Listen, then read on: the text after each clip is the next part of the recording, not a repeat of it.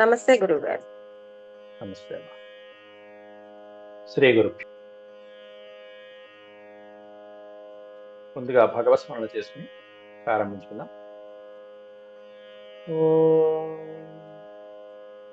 శుక్లాంబరధరం విష్ణుం శశివర్ణం చతుర్భుజం ప్రసన్నవదనం ధ్యాయేత్ సర్వవిఘ్నోపశాంతయే. వ్యాసం వసిష్ఠనప్తారం శక్తేః పౌత్రమకల్మషం పరాశరాత్మజం వందే సుఖతాతం తపోనిధిం. వ్యాసాయ విష్ణురూపాయ వ్యాసరూపాయ విష్ణవే నమో వై బ్రహ్మనిధయే వాసిష్ఠాయ నమో నమః.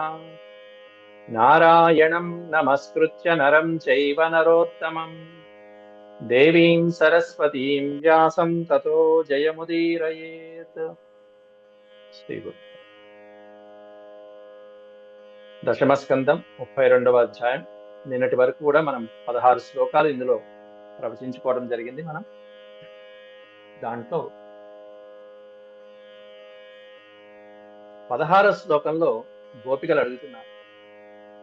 గోపికలందరూ కలిసి శ్రీకృష్ణ పరమాత్మని అద్భుతమైనటువంటి ప్రశ్నలు సంధిస్తున్నారు. ఏమిటదంటే,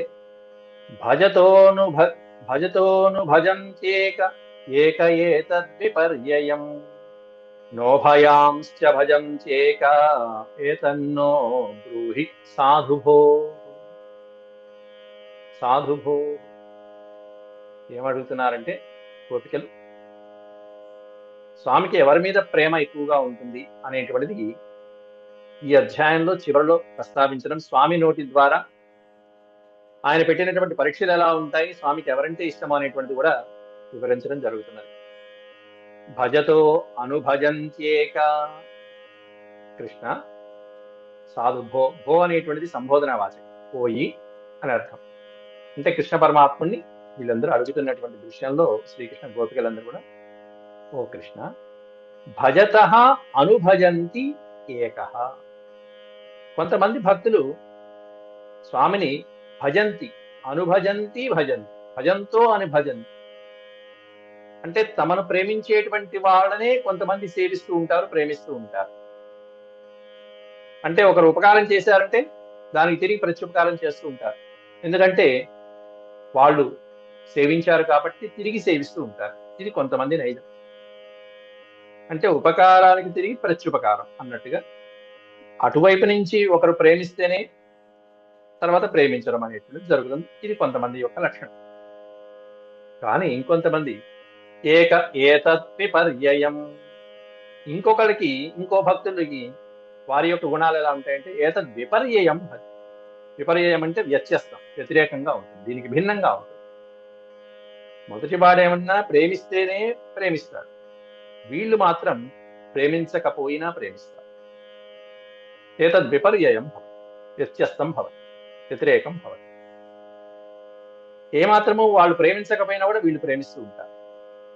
ఇంకో డివిజన్ ఉంది, నోభయాంశ్చ భజంత్యేక న ఉభయాంశ్చ.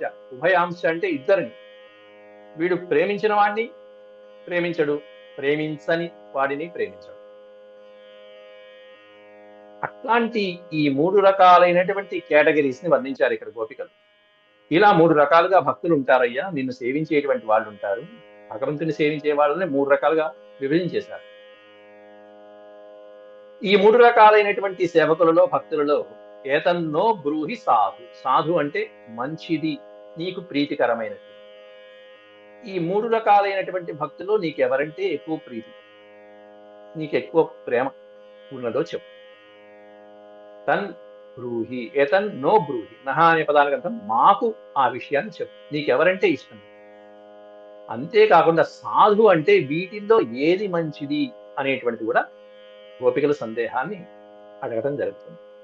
వాటికి అందరికీ కూడా భగవంతుడు ఒక్కొక్క శ్లోకంలో ఆ 3 రకాలైనటువంటి విధానాలని 3 శ్లోకాల్లో సంబోధిస్తూ శ్రీ భగవానువాచ, శ్రీకృష్ణ పరమాత్ముడు గోపికలతో అంటున్నాడు, సకులారా అంటూ, మిథో భజంతి ఏ సఖ్యః స్వార్థైకాంతోద్యమాహితే న తత్ర సౌహృదం ధర్మః స్వార్థార్థం తద్ధి నాన్యథా.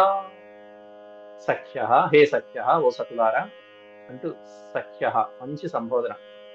స్నేహితురాండ్రని అలాగే ప్రియులని సంబోధించి ఆత్మీయుని సంబోధించేటువంటి సంబోధన వాచకం సఖ్య, హే సఖ్య.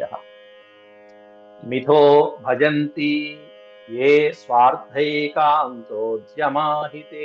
స్వార్థ ఏకాంత ఉద్యమ, కేవలం ఇక్కడ ప్రతిఫల ఆపేక్షతో స్వార్థ బుద్ధితో వీళ్ళతో ఈ విధంగా ప్రవర్తిస్తే మనకి ఉపకారం కలుగుతుంది అని ఎక్కువ మంది, దాదాపుగా ఉన్నటువంటి వాళ్ళల్లో 50% వాళ్ళు ఇట్లాగే ఉంటారు. వీళ్ళతో ఈ విధంగా ప్రవర్తిస్తే, వీళ్ళకి ఉపకారం చేస్తే మనకి ప్రతిఫలాపేక్ష వస్తుంది, మనకి ప్రత్యుపకారం చేస్తారు అని స్వార్థైకాంత ఉద్యమం. ఉద్యమం అంటే ప్రయత్నం, వాళ్ళు చేసేటువంటి ప్రయత్నాలు అనేటువంటివి ఉంటూ ఉంటాయి. అదంతా మిదహ భజన. మిదహ అంటే పరస్పరము ఒకరినొకరు అలా సేవించుకోవటం అనేటువంటిది జరుగుతూ ఉంటుంది. ఇది వీళ్ళు కొంతమంది భక్తుల్లో, కొంతమంది సేవకుల్లో మనం ఇట్లా చూస్తూ ఉంటాం. భగవంతుడికి నూడొక్క ప్రదర్శనలు చేసేస్తే ఈ విధంగా మనకు భగవంతుడు మన కోరిక తీర్చేస్తాడు, లేకపోతే ఈ విధమైనటువంటి పూజలు జరిపిస్తే, హోమాలు జరిపించేస్తే, శాంతులు జరిపించేస్తే మనకి భగవంతుడు ఇదంతా ఇచ్చేస్తాడు, రకరకాలుగా అనుకుంటూ ఉంటారు. ఇది ప్రతిఫల అపేక్షతో చేసేటువంటి సాధన. వీటితో పరమాత్ముడితో ఎటువంటి డీలింగ్స్ పెట్టుకున్నారు వీళ్ళు? పోనీ దీంట్లో ఏమన్నా సత్యం ఉందా, పరమార్థం ఉందా? ఇది ఇస్తే అది ఇస్తారు. నీ స్నేహితులు కూడా అంతే, నీ బంధువులతో కూడా నువ్వు ఇలాగే ప్రవర్తిస్తున్నావు, బంధువులతో అలాగే ప్రవర్తిస్తున్నావు, స్నేహితులతో అలా ప్రవర్తిస్తున్నావు, చివరికి పరమాత్ముడితో కూడా అవే డీలింగ్స్ పెట్టుకున్నావు. ఎందుకంటే నీ బుద్ధి ఇంకా మారదు. మరి ఇట్లాంటి ప్రేమలో, ఇలాంటి సేవలో, పరమాత్ముడికి సంబంధించిన ఇటువంటి ప్రేమలో నతత్ర సౌహృదం. కాబట్టి ఇందులో పరమాత్ముడికి సంబంధించినటువంటి ప్రేమ, స్నేహము, వాత్సల్యాది గుణాలకి ఆస్కారమే ఉండదు. నతత్ర సౌహృదం. పోని ధర్మం ఉందా? అసలు ధర్మమే లేదు. నత్ర ధర్మ నా సౌహృదం. దీంట్లో ధర్మం ఉండదు, స్నేహభావం ఉండదు, ప్రేమానురాగాలు ఉండవు. నువ్వు విధిస్తే నేను ఇచ్చేస్తాను. వెంటనే ఏదైనా కుటుంబంలో కష్టం వచ్చిందంటే ఏం చేస్తాం? మళ్ళీ వెంటనే గుడికి వెళ్ళి అక్కడ నమస్కారాలు చేసేస్తాం, నీకు ఇది ఇస్తాను అది ఇస్తానని చెప్పి మట్టుకుని వస్తుంటా. ఇవన్నీ ఏం జరుగుతున్నాయి? ప్రతిఫల అపేక్షతో చేస్తున్నారు అక్కడ. అది భక్త్యా అని మనం అనుకుంటాం, కానీ ఆయనకి తెలుసు లెక్క, పరమాత్ముడు చెప్తున్నటువంటి వచనాలు. కాబట్టి చాలా జాగ్రత్తగా శ్రద్ధగా ఆలకించండి, దీంట్లో మనం ఎంత తప్పు చేస్తున్నాము. కాబట్టి దీంట్లో భగవంతుడి మీద నీ ప్రేమ ఉన్నట్టే కాదు, స్వార్థం ఉంది. నీ కుటుంబం బాగుపడటం కోసం నువ్వు ఇది చేస్తుంది. నువ్వు అంటే ఉపకారానికి ప్రత్యుపకారం అంతే. కాబట్టి దీంట్లో సౌహృదం లేదు, ధర్మం లేదు. ఎందుకంటే ఇదంతా స్వార్థార్థం తద్ధి నాన్యథ. దీంట్లో స్వార్థ ప్రయోజనం తప్ప కించిత్తు కూడా ఏమి భగవంతుడితో సంబంధం అనేటువంటి, భగవంతుడి మీద ప్రేమాభిమానాలు అనేటువంటివి ఉండదు. కాబట్టి ఇది ప్రేమ కాదు, ఇటువంటి సేవ కాదు, ఇటువంటి భక్తి కానే కాదు అన్నాడు. తూచి దీని పక్కన పడేశాడు.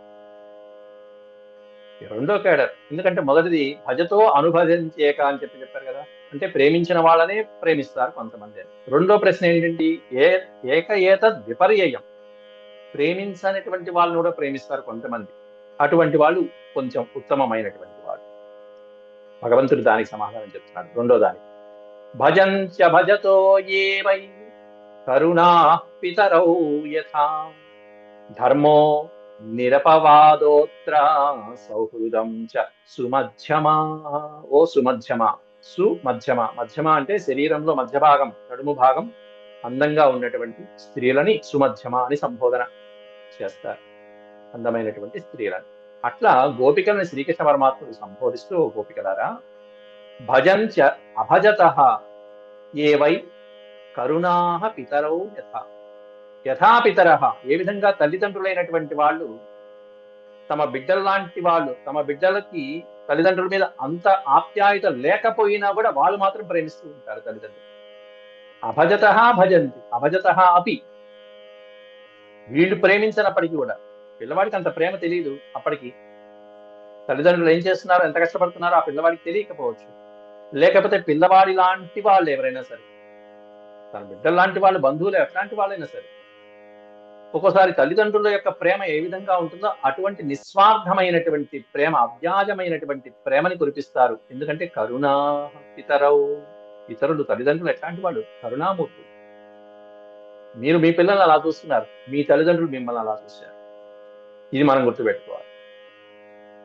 అలా కొంతమంది ఇతరులని కూడా అలా చూసుకోవటం అలవాటైపోతుంది.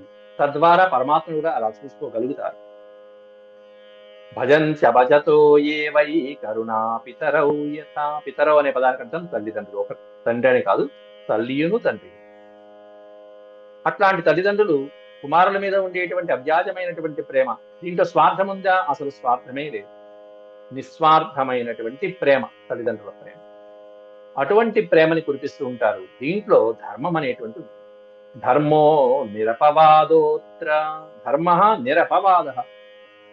నిరపవాద అనే పదానికి అర్థం ఏంటంటే ప్రతిఫలాపేక్ష లేనటువంటి ధర్మం దీంట్లో కనిపిస్తూ ఉంటుంది. ఈ రెండో దాంట్లో తల్లిదండ్రులు ఏమైనా ప్రతిఫలం ఆశించి అన్నం పెట్టిందా అమ్మ? లేదే. పిల్లాడికి ఆకలేసింది, నాకంటే తల్లి కంటే వాళ్ళు తిన్నా తినకపోయినా ఇంక పెడతారు. ఇది ఉత్తమమైనటువంటి మాట. ఇంకా తల్లిదండ్రులు వాళ్ళు తిన్నా తినకపోయినా కూడా పెడుతూ ఉంటారు. ఏదో వస్తుందిలేండి, నాన్న కొంచెం వెనకబడ్డాడండి, అట్లా నాన్న ఇంకాస్త ఈ కుటుంబాన్ని నెరవేర్చుకుంటూ వచ్చేటువంటి బాధ్యత. ధర్మో నిరపవాదోత్ర సౌహృదం చ సుమధ్య.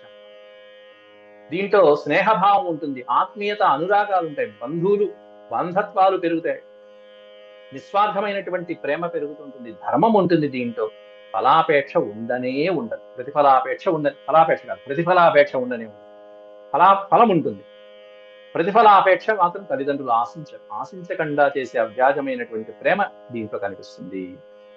అందువల్ల ఇట్లాంటి వాళ్ళు ఎవరై అంటే తల్లిదండ్రులు ఉదాహరణగా చెప్పాడు. ఎట్లాంటి ప్రేమకి అంటే ఏతద్ విపర్యయం అని ఏదైతే అడిగారో, ప్రేమించకపోయినా కొంతమంది ప్రేమిస్తారు కదా కృష్ణ, దీంట్లో ఎవరు నీకు ఇష్టం అంటే ముందు ఎవరు ఇష్టమని చెప్పాలి, ఉదాహరణ చెప్పాడు.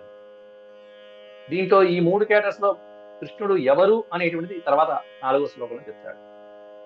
ఇక 3వ కేటర్ ఉన్నారు, వీడు వాణ్ణి సేవించినటువంటి వాళ్ళని, ప్రేమించినటువంటి వాళ్ళని కూడా ప్రేమించరు. ఇక సేవించినటువంటి వాడిని ఇంకా వీడేం ప్రేమిస్తాడు అనేటువంటిది ఉదాహరణ చెప్తున్నారు. ఏంటంటే భజతోపి నవై కేచిత్. కేచిత్ భజత అపి. కొంతమంది సేవించినప్పటికీ కూడా, ప్రేమించినప్పటికీ కూడా న భజతే, వాడు మాత్రం కనీసం ప్రేమించను, వాడికి కావలసినటువంటి సహకారాలు ఉండదు, ప్రత్యుపకారం ఉండదు, మళ్ళీ తిరిగి సేవించడము ఉండదు. భజతోపి నవై కేచిత్ భజంత్య అభజత కుతః. ఇక అభజత కుతః, ఇక సేవించినటువంటి వాడి విషయంలో, ప్రేమించినటువంటి వాడి విషయం చెప్పేదే ఉంది. వాళ్ళు ఎంతగా ప్రేమిస్తున్నారు, ఎంతో ప్రేమించేటువంటి బిడ్డల్ని దగ్గరికి చేరినటువంటి సోదరులు కొంతమంది ఉంటారు. ఎంతో మంది సోదరులు ఉంటే కొంతమంది కొట్టుకుంటూ ఉంటారు. ప్రేమించేటువంటి సోదరుని కూడా ఒక సోదరుడు ఒక్కోసారి సరిగ్గా చూడండి, అనాదరిస్తూ ఉంటాడు. వీడిని ప్రేమించినటువంటి వాడిని సరిగ్గా చూడకపోతే ఇక ప్రేమించినటువంటి వాడిని వీడేం చూడగలడు. కాబట్టి అభజత కుతః. కుతః అంటే ఇంక వీడేం చూస్తాడు, వాడి వల్ల కాదు. ఇలాంటి వాళ్ళు కూడా సమాజంలో ఉంటారు. భక్తుల్లో, దేవుడి దగ్గర కూడా ఇట్లాంటి భక్తులు ఉంటారు. అయితే ఆత్మారామాప్తకామ అకృతజ్ఞ గురుద్రుహ అంటూ 4 రకాలుగా ఇటువంటి ఈ కేడర్స్ 4 రకాలుగా విభజించేశాడు. దాంట్లో ఆత్మారాములైనటువంటి భక్తులు కొంతమంది ఉంటారు, ఆప్తకాములైనటువంటి భక్తులు. ఇక్కడ హీ ప్లస్ ఆప్తకామ విడతీస్తే ఆప్తకాములైనటువంటి భక్తులు కొంతమంది అంటారు, అకృతజ్ఞ అనేటువంటి భక్తులు కొంతమంది అంటారు, గురుద్రుహ అనేటువంటి భక్తులు కొంతమంది అంటారు అంటూ కృష్ణ పరమాత్ముడు ఈ ప్రేమకి సంబంధించినటువంటి విషయంలో ప్రేమించినటువంటి వాళ్ళని ప్రేమించడం ఇట్లాంటి డిఫరెన్సెస్ లో 4 భాగాలుగా విభజించి, ఆత్మారాములైనటువంటి వాళ్ళు ఏంటి, ఆత్మా రామ అంటే వారి ఆత్మలో వాళ్లే సంతృప్తి పొందేటువంటి వాళ్ళు ఎవరైతే ఉంటారో అట్లాంటి వాళ్ళు. అంటే వీళ్ళకి బాహ్య ప్రపంచంతో సంబంధం ఉంటుందా అంటే బాహ్య ప్రపంచం వంక చూడకుండా ఇక వేరే ప్రపంచం ఉండదు వాళ్ళకి. బయట ఎన్ని కనిపించినా సరే, ఇంద్రియాలు అలా ఆకర్షితమైపోయేటువంటి ఎన్ని వస్తువులు, ఎన్ని విషయ వాంఛలు కనిపిస్తున్నా సరే బయట ప్రపంచంలో వాటిని చూడకుండా కేవలం లోపల ఆత్మలో పరమాత్ముణ్ణి ధ్యానం చేసుకుంటూ నిరంతరం ఆనందపడిపోయేటువంటి యోగులు ఎవరైతే ఉంటారో వాళ్ళు ఆత్మారాముల కింద లెక్క. లోపలే ఆత్మానంద పడిపోతూ ఉంటారు, ఆత్మానందం చిదానందం. వీళ్ళు కొంతమంది ఉంటారు. ఇంకొకళ్ళు ఉంటారు ఆప్త కాములైనటువంటి వాళ్ళు. ఆప్త కాములు అంటే, కామం అంటే కోరికలు, ఆ కోరికలన్నీ కూడా పొంది ఆ తర్వాత మోక్ష ఇచ్చకి వచ్చినటువంటి వాడు ఎవరైతే ఉంటారో వాళ్ళు ఆప్తకాములైనటువంటి వాడు. వీళ్ళు రెండో రకమైనటువంటి వాడు. అంటే పరమాత్మ యొక్క భగవంతుడి యొక్క అనుగ్రహం వల్ల మనం ఎన్నో రకాలు పొందుతూ ఉంటాం. సుఖాలు, ఇల్లు, విద్య, ధనము, కుటుంబము, భార్య, సంతానము, చక్కటి వంశాభివృద్ధి, భోగభాగ్యాలు, వస్తువాహనాదులు, పశువులు మొదలైనటువంటివి ఏవైతే ఉంటాయో వాడు అనుకున్నవన్నీ సాధించుకుంటూ భగవంతుడి అనుగ్రహంతో అన్ని పొందుతారు. కొంతమంది పెద్దలు కూడా ఇచ్చినటువంటివి కూడా చక్కగా పొందుతారు. పొందిన తర్వాత వాటిని అన్నిటిని కూడా అనుభవించిన తర్వాత, అంటే ఆ విషయాలన్నీ కూడా అనుభవించిన తర్వాత చివరికి ఈ పొందినటువంటివన్నీ సుఖాలు శాశ్వతం కాదు, ఇవన్నీ అశాశ్వతమైనవి, అనిత్యమైనటువంటివి అని తెలుసుకొని ఆ తర్వాత వాడు అసలైనటువంటి మోక్షానికి, పరమాత్మ తత్వానికి, ఏవైతే ఉపనిషత్తులు బోధించాయో అటువంటి ఉపనిషత్ సారాన్ని గ్రహించి మోక్షానికి ప్రయత్నించేటువంటి సాధకుల్ని ఆప్తకాములు అంటారు. ఆప్తకామ వీడు అన్ని అనుభవిస్తాడు. అనుభవించి తర్వాత త్యజించి చివరికి భగవంతుడి కోసం ప్రయాణం సాగిస్తూ ఉంటాడు. రెండో వాడు ఆప్తకాములైనటువంటి వాడు. అలాగే మూడో వాడు ఉన్నాడు అకృతజ్ఞ అని చెప్పారు. అకృతజ్ఞ అంటే చేసినటువంటి మేలుని మర్చిపోయేటువంటి వాడు. పెద్దల నుంచి ఎంతో ఉపకారం చేయించుకుంటాడు. ఆ పొందినటువంటి ఉపకారాన్ని, కృతజ్ఞుడు అంటే చేసిన ఉపకారాన్ని గుర్తుంచుకునేవాడు. అకృతజ్ఞ, జ్ఞ అంటే జ్ఞానం, వీడికి ఆ జ్ఞానం ఉండదు కాబట్టి అన్ని మర్చిపోతూ ఉంటాడు. చేసిన ఉపకారాన్ని మర్చిపోయేటువంటి వాడు ఎవరైతే ఉంటాడో వాడు అకృతజ్ఞుడైనడు. గురుద్రుహ, గురు ద్రుహ నాలుగోది. అంటే గురుతుల్యులైనటువంటి వాళ్ళు ఎవరైతే ఉంటారో, గురు అంటే వయసులో పెద్దవాళ్ళే, తనకంటే పెద్దవాళ్ళు, వయసులో పెద్దవాళ్ళు, గురుతుల్యులైనటువంటి వాళ్ళు, తమకు సర్వవిధమైనటువంటి సాయం చేసినటువంటి పెద్ద గొప్ప గొప్ప వాళ్ళని కూడా అపకారం ఆచరించేటువంటి వాళ్ళు కొంతమంది ఉంటారు. ద్రోహం చేసేవాళ్ళు, గురువుకే ద్రోహం చేసేటువంటి వాళ్ళు గురుద్రుహ. ఇలా 4 రకాలుగా ఉంటారు. ఈ పైన చెప్పినటువంటి 4 రకాలు, మీరు అడిగినటువంటి 3 రకాలు ఏవైతే ఉన్నాయో వీటిల్లో నేను ఏదీ కాదు అంటూ కృష్ణుడు సమాధానం చెప్పేశాడు. ఈ 4 రకాలైనటువంటి కేడర్స్ లో నేనేది కాదు. నాహం తు సఖ్యో భజతోపి జంతూన్ భజామ్యమీషామనువృత్తి వృత్తయే యథా ధనో లబ్ధ ధనే వినష్టే తచ్చింతయాన్యన్యభృతో న వేద. నాహం తు సఖ్యో భజతోపి జంతూన్. సఖ్యః ఓ సకులారా, నాహం తు సఖ్యః భజతోపి జంతూన్. జంతువులు అంటే ఇక్కడ ప్రాణులు, భక్తులు అవ్వచ్చు, రకరకాలైనటువంటి ప్రాణులు, జీవులు మొదలైనటువంటివన్నీ కూడా అవి నన్ను భజిస్తున్నప్పటికీ కూడా, సేవిస్తున్నప్పటికీ కూడా, నన్నే ఆరాధిస్తున్నప్పటికీ కూడా నా అహం, నేను మాత్రం ఎవరి పట్ల ఈ విధమైనటువంటి ప్రేమను వారు చూపించినంతగా నేను చూపించాను. మరి ఎంత చూపిస్తాడు అనేది ఇంకా చెప్పలా. వారు ఎంతగా ప్రేమించారో, వారు ఎంతగా సేవ చేశారో, ఏ విధమైనటువంటి ధ్యానంతో భక్తిని నాకు ఇచ్చారో అంతగా ఆ విధమైనటువంటి ప్రేమను నేను ప్రకటించను. నా అహంతు అహం నా, నేనంత ప్రేమ కురిపించాను. ఎంత ప్రేమ అంటే భజామ్యమీషామనువృత్తి వృత్తయే. భజామి అమీషామనువృత్తి, అమీష అనే పదం ఉంది.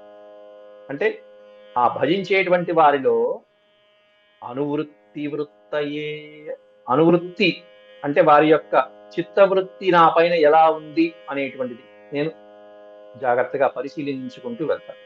నా పైనే ధ్యాస పెట్టాడా లేదా, ఆ కూర్చున్న 10 నిమిషాల పూజలో నా మీద ధ్యాస పెట్టాడా లేదా, నన్ను అనుసరిస్తున్నాడా లేదా, నేను వాడికి ఇది ఇచ్చాను, వాడు కోరుకున్నది ఇచ్చాను, ఆ కోరుకున్నది ఇచ్చిన తర్వాత వాడు నిలబెట్టుకున్నాడా లేదా, నన్ను మర్చిపోయాడా, వచ్చేసింది కదా ఇంకా అక్కర్లేదని మర్చిపోయాడా. అట్లా అనువృత్తి వృత్తయే, వాడిని అనుసరిస్తూ ఉంటా, వాడి వృత్తిని నేను అనుసరిస్తూ ఉంటా, చూస్తూ ఉంటా, జాగ్రత్త కనిపెట్టుకుంటూ ఉంటా.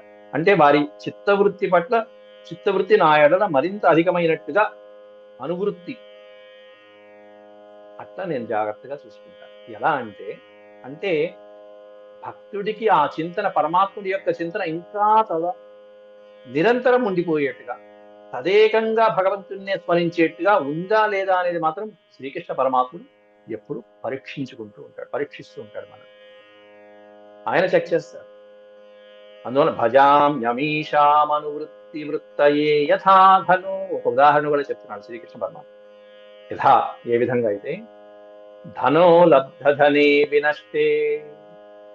యథా, ఇక్కడ ఈ పదాన్ని విడదీస్తానండి. ధన, యథాధన, ఆ పదాన్ని విడదీస్తే యథా అధన లబ్ధధనే వినష్టే.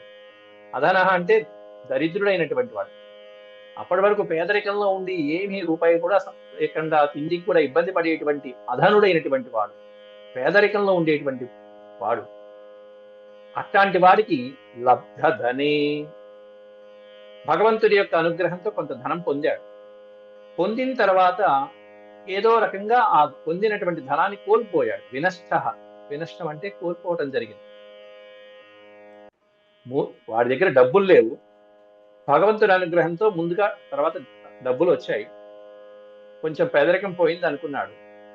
ఇంతలో వచ్చిన డబ్బు వచ్చినట్టే అలా కర్పూరం అయిపోయింది, హారతైపోయింది, వినష్టే, నష్టమైంది. ఇప్పుడు వాడి పరిస్థితి ఏమిటి? ఏమైంది? అంతకు ముందు స్థాయిలో డబ్బు లేకుండా ఉంటే పర్వాలా, అలవాటైపోతుంది. కానీ మధ్యలో డబ్బు వచ్చింది, డబ్బు వచ్చేటప్పటికీ అలవాటైంది. ఈ ధనం యొక్క ఉపయోగాలు లేకపోతే చక్కగా సౌఖ్యాలు ఇవన్నీ అలవాటైపోయింది. ఇప్పుడు నష్టం అయిపోయింది, డబ్బు నష్టం అయిపోయింది. ఇప్పుడు మళ్ళీ పరిస్థితి ఏమిటి? కాబట్టి ఇటువంటి సందర్భాలు జరిగినప్పుడు ఇలా కాసేపు రావటం, కాసేపు పోవటం, కాసేపు రావటం, కాసేపు పోవటం. అట్లాగే దేనికోసం అయ్యా ఇదంతా అంటే తచ్చింతయా నిభృతో నవేద.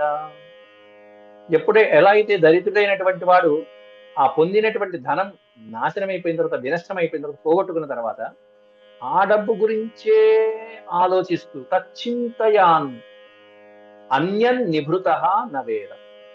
ఆ డబ్బు ఎలా పోయింది, ఎందుకు పోయింది, ఎప్పుడు వస్తుంది, ఆ డబ్బు ఎలా సంపాదించాలి ఎప్పుడు అని ఎంతసేపు ఆ పోగొట్టుకున్నటువంటి ధనాన్ని పొందేందుకోసం ఎలా అయితే అన్నపానాదులు కూడా, అన్యాన్ అనే పదంలో ఉంది. అన్యాన్ అంటే ఇతరమైనటువంటి విషయాల్ని పక్కన పెట్టేసి ఏమాత్రం గుర్తించకుండా, తెలియకుండా కేవలం ఆ ధనం గురించే, పోగొట్టుకున్న ధనం గురించే ఆలోచిస్తూ ఉంటాడు, వెతుకుతూ ఉంటాడు.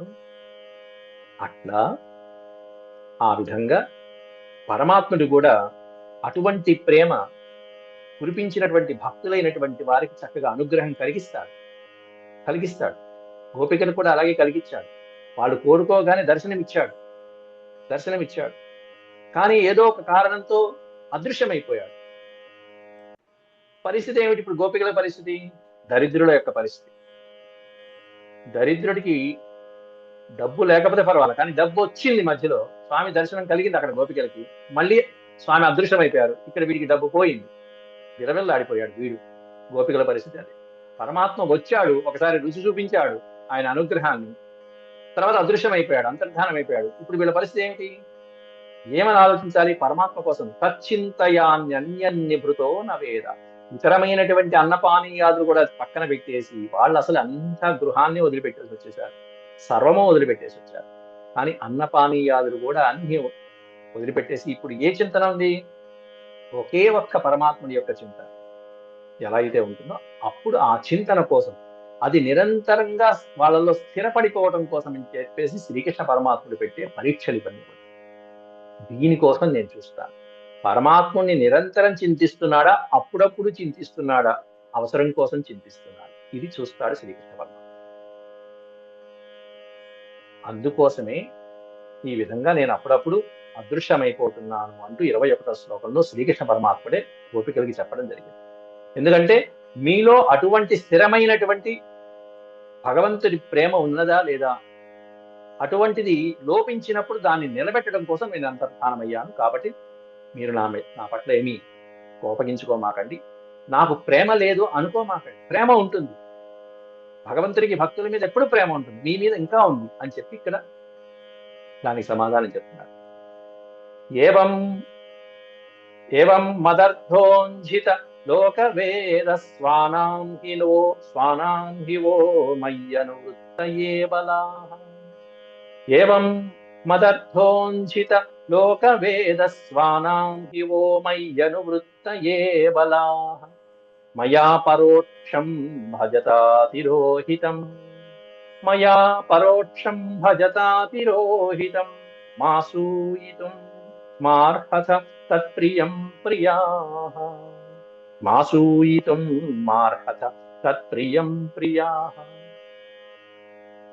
ప్రియాః అంటూ ప్రియమైనటువంటి ఓ గోపవనితల్లారా, ఏవం ఈ విధంగా మదర్థం, మదర్థం అంటే నా కోసం, నా కోసం అని చెప్పేసి సమస్తమైనటువంటి వారిని వదిలిపెట్టేసి ఏ భక్తుడైతే ఆరాధిస్తాడో వారి కోసం నేను తపన పడిపోతాను అంటూ అంటున్నాడు. ఎందుకనంటే ఆయనే చెప్పాడు, సమస్తమైనటువంటి వాటిని వదిలిపెట్టేసి నన్నే శరణ వేడండి చాలు అని చెప్పి ఆయన చెప్పుకున్నాడు.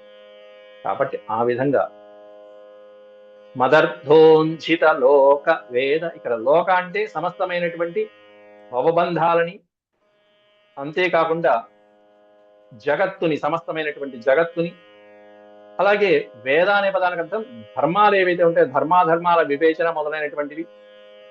స్వానాం వేద, లోక వేద స్వానాం, స్వానాం అంటే తన యొక్క బంధువులు ఎవరైతే ఉంటారో స్వానాం, తనని తన వారిని కూడా వదిలిపెట్టాలి, తను కూడా వదిలిపెట్టాలి. ఇది నాది కాదు, ఈ దేహం ఆయనదే అన్నంతగా రావాలి పరమాత్మ మీద అపేక్ష.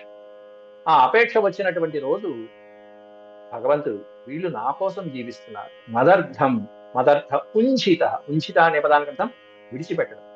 నా కోసం సర్వము వదిలిపెట్టేసి వచ్చారు కాబట్టి వీళ్ళకి నేను చేయవలసింది చేయాలి, వాళ్ళకి ఏం కావాలో చేయాలి అనే స్థాయికి వస్తాడు పరమాత్మ. ఏవం మదర్థోంచిత లోక వేద స్వానాం హివో మయ్యనువృత్తయే బలా అన్నాడు అక్కడ. మయి అనువృత్త, మయి అంటే నాయందే అనువృత్తి కలిగినటువంటి అబలలు మీరందరూ కూడా. మీరు అట్లా వచ్చారు. అబలాహ ప్రియాహ అంటూ సంబోధన. అబల అంటే స్త్రీ. అంటే మీరు నిజంగా మీ బంధువుల్ని, మీ పరివారాన్ని, మీ తల్లిదండ్రుల్ని, మీ పిల్లల్ని, వాళ్ళందరినీ విడిచిపెట్టి కేవలం నన్నే అనన్య భావనతో మయి అనువృత్తయే, నాయందే చిత్తము నిలిపినటువంటి వాళ్ళే, అనన్య భావంతో నన్నే ప్రేమించారు. మయా పరోక్షం భజతా తిరోహితం. తిరోహితం అంటే అంతర్ధానం అయిపోవడం, తిరోహితం లోపలికి వెళ్ళిపోవడం, తిరోధానం. పురోధానం తిరోధానం. ఇక్కడ తిరోధానం అంటే అంతర్ధానం అయిపోయారు స్వామి. మయా పరోక్షం భజతా తిరోహితం. అట్లా నన్ను ప్రేమించినటువంటి మిమ్మల్ని అప్పుడప్పుడు మీ చిత్త వృత్తులు ఇంకాస్త పూర్తిగా భగవంతుని మీదే మీ చిత్తం అనేటువంటిది ఎటువైపు ఏ విషయ సుఖాల వైపు వెళ్ళకుండా ఉండటం కోసం, ఆ పరమాత్ముని యందే నిలకడగా నిరంతరము నిలిచిపోవటం కోసం అని చెప్పేసి, అలా ఉండటం కోసం అని చెప్పి అప్పుడప్పుడు నేను అదృశ్యమైపోయాను. ప్రత్యక్షంగా కాసేపు కనిపించాను, కాసేపు అదృశ్యమైపోయాను. అట్లా అదృశ్యమైపోయినప్పటికీ పరోక్షం భజతా మయా నా చేత మీరందరూ కూడా పరోక్షంగా ప్రేమించబడుతూనే ఉంటారు. భజత అంటే సేవించడము, ప్రేమించడం. మయా పరోక్షం భజత, నేను అప్పుడు ప్రత్యక్షం, మీ ముందు ప్రత్యక్షం లేకపోయినప్పటికీ కూడా పరోక్షంగా మిమ్మల్ని ప్రేమిస్తూనే ఉన్నాను. నేను అంతర్ధానమైనా కూడా మీ పట్ల ప్రేమతోనే ఉన్నాను, ఇది మాత్రం నిజం అంటూ మిమ్మల్ని ప్రేమిస్తూనే ఉన్నాను. కాబట్టి నా ప్రేమలో ఎటువంటి తప్పులు వెతకవద్దు అని చెప్పి 4వ పాదం చెప్తున్నారు. మాసూయితం మార్హత తత్ప్రియం ప్రియా. మాసూయితం, మా అసూయితం. కాబట్టి నా పట్ల ఎటువంటి దోషాలని, అపరాధాలని, నెపాలని, ఇటువంటి వాటిని నా మీద వెతకమాకండి. అంటే స్వామిలో ఉండేటువంటి లోటుపాట్లు, దోషాలు ఇట్లాంటివి ఏమైనా ఉన్నాయా? మనం ఏమైనా ప్రేమిస్తున్నాడా లేదా? ఏమైనా ప్రేమ తగ్గింది అది వరకు అంటే? భార్యాభర్తల మధ్యలో ఇట్లాంటివి ఉంటూ ఉంటాయి. అది వరకు నన్ను ఇట్లా చూసుకున్నావు, ఇప్పుడు చూసుకోవట్లా, ఇవి ఉంటూ ఉంటాయి. కాబట్టి మాసూయితం మార్హత తత్ప్రియం తత్ప్రియం ప్రియా. కాబట్టి నా పట్ల ఎటువంటి దోషాన్ని మా అర్హత వెతకటానికి మీకు అర్హులు కారు, మీరు తగిన వారు కాదు. కాబట్టి మీ పట్ల నాకు అంతకంటే ఎక్కువ ప్రేమ ఉన్నదని చెప్పడం. అయితే చివరి శ్లోకంలో స్వామివారు ఏం చెప్తున్నారంటే, మీ రుణం నేను తీర్చుకోలేను. ఇంత ప్రేమ చూపిస్తున్నారు, ఇంత సేవ చేస్తున్నారు, ఇంతమందిని వదిలిపెట్టేసి వచ్చేశారు. నా రుణం మీరు తీర్చుకున్నారు, కానీ మీ రుణం నేను తీర్చుకోలేను. ఎన్ని యుగాలు వచ్చినా, ఎంత ఆయుష్ నాకు ఉన్నప్పటికీ కూడా మీ రుణం నేను తీర్చుకోలేనంటూ 22వ శ్లోకం అత్యద్భుతంగా గోపికల యొక్క మహత్తు శ్రీకృష్ణ పరమాత్ముడు ఈ విధంగా ఆయన నోటితో ఈ విధంగా చెప్పారంటే, వాళ్ళు ఆ గోపికలు ఎంత ధన్యజీవులో మనం అర్థం చేసుకోవచ్చు. అట్లాంటి వారితో స్వామి తర్వాత అత్యద్భుతమైనటువంటి లీల భాగవతం మనం చూడవచ్చు.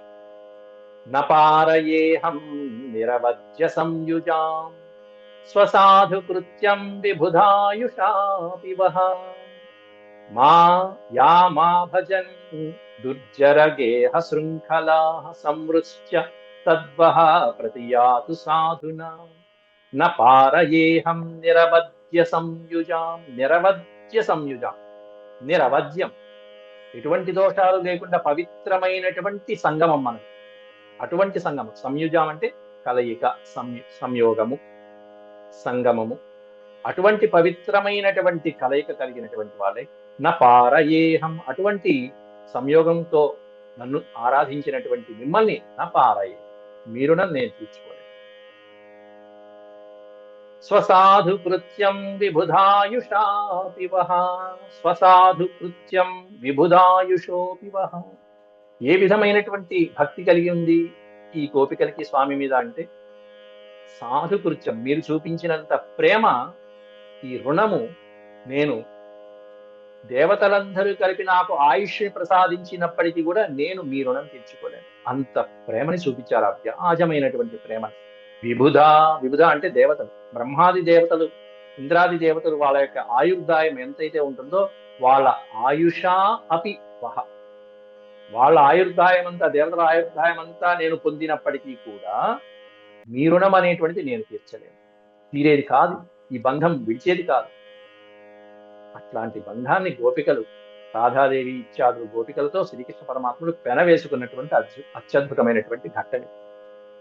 యా మా భజన్ దుర్జర గేహ శృంఖల, శృంఖల అంటే సంఖ్యలు, గేహ శృంఖల అంటే ఇల్లు, వాకిళ్ళు, బంధాలు, ఇది నా ఇల్లు, నా ప్రపంచము అని ఏదైతే గృహ శృంఖలాలు ఉంటాయో, శృంఖలాలు, అది కూడా ఎట్లాంటిది దుర్జర.